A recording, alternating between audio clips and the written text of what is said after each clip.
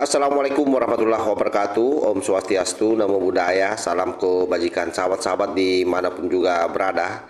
Ini sudah semakin mengkhawatirkan sahabat. Terus terang bagi saya ini sangat gawat ya.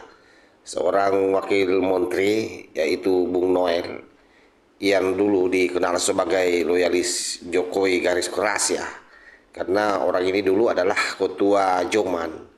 Tetapi ada hal yang aneh menurut saya sebagai pejabat negara karena beliau ini adalah wakil menteri tenaga kerja. Kini malah pasang badan membela Abraham Samad. Katanya Samad dikriminalisasi dan sebagai teman seperjuangan harus ia bela. Nah tentu yang menjadi pertanyaan adalah sejak kapan pejabat negara jadi juru bicara personal untuk seorang terperiksa seperti Abraham Samad? Bukankah tugasnya menjaga wibawa pemerintah, bukan malah mengurusnya? Dan yang dilakukan kali ini ya tentu mendegradasi kerja-kerja pemerintah, karena biar bagaimanapun penyidik itu adalah bagian daripada pemerintah yang ada di Indonesia ini, dan kita percaya bahwa mereka adalah para penegak hukum. Bang Noel, pemeriksaan terhadap Abraham Samad, apakah bentuk pembungkaman demokrasi seperti dibilang oleh Abraham Samad bahwa dia dikriminalisasi? Ya, pendapat Abraham Samad bisa benar adanya ya. Karena jangan sampai suara-suara kritis itu dari sudut pandang Abraham Samad ya dianggap pembungkaman. Saya juga cek kemarin kawan-kawan saya yang di pengurusan Jokowi Mani, saya tanya, ada nggak kawan-kawan melaporkan Abraham Samad? Ada yang laporkan ini, ada yang nggak? Karena saya nggak sepakat dengan ketika kawan-kawan kritis dibungkam. Karena saya sampaikan sekali lagi, Abraham Samad adalah kawan saya. Walaupun saya secara pandangan politik berbeda.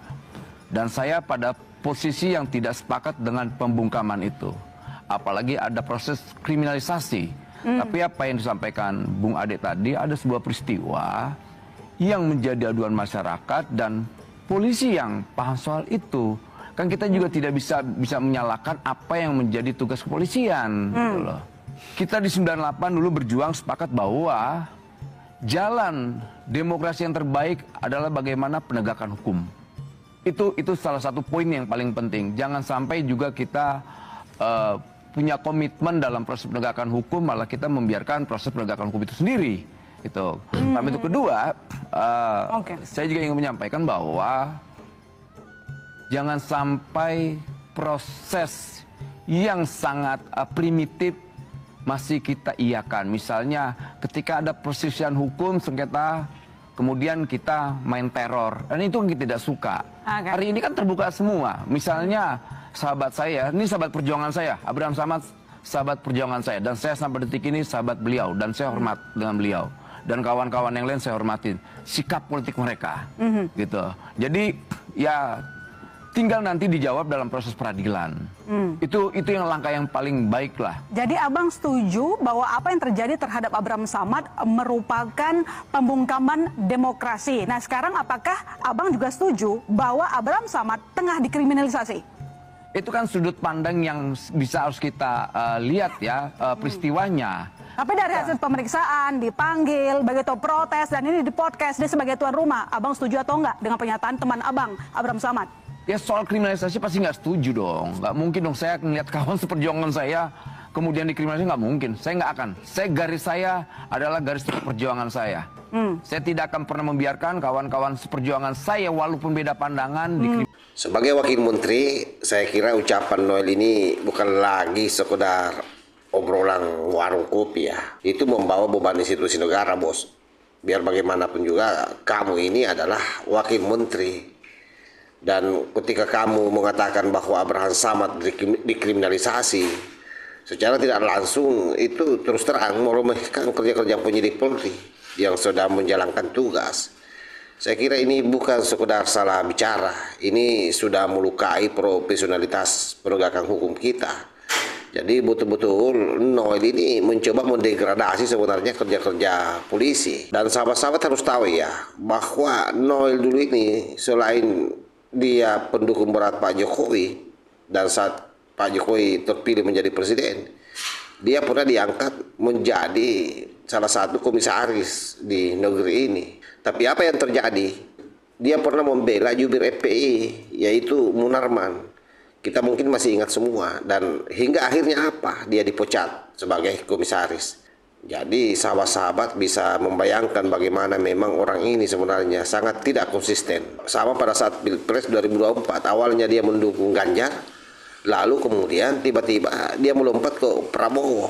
Jadi ini saya ini adalah orang yang oportunis. Maka wajar kalau publik menilai bahwa pernyataan Noel ini bukan soal moral, tapi merupakan manuver politik. Membela Abraham Samad yang notabene dia yang melakukan kriminalisasi terhadap Pak Jokowi.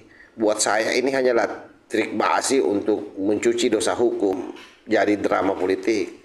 Dan lebih parah ketika pejabat negara ikut bicara sembarangan. Publik bisa salah paham seolah-olah pemerintah memang merestui narasi kriminalisasi itu. Saya kira Pak Prabowo ini harus mengevaluasi menteri seperti ini karena ini sangat berbahaya.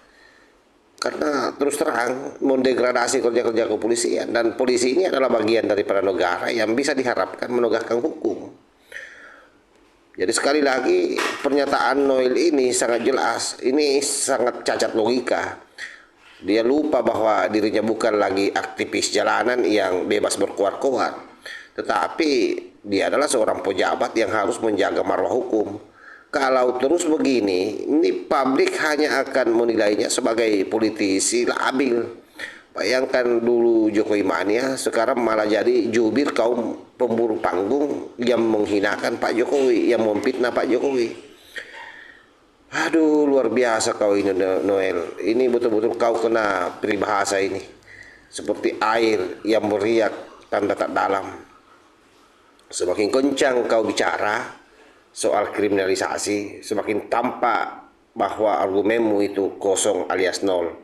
Masa pejabat negara yang seharusnya fokus kerja malah sibuk jadi pengacara gratisan untuk kawan politiknya. Ini luar biasa, jelas-jelas menampar sebenarnya Pak Prabowo ini. Saya kira demikian ya. Wallahul muwaffiq ila aqwamit thoriq. Wassalamualaikum warahmatullahi wabarakatuh.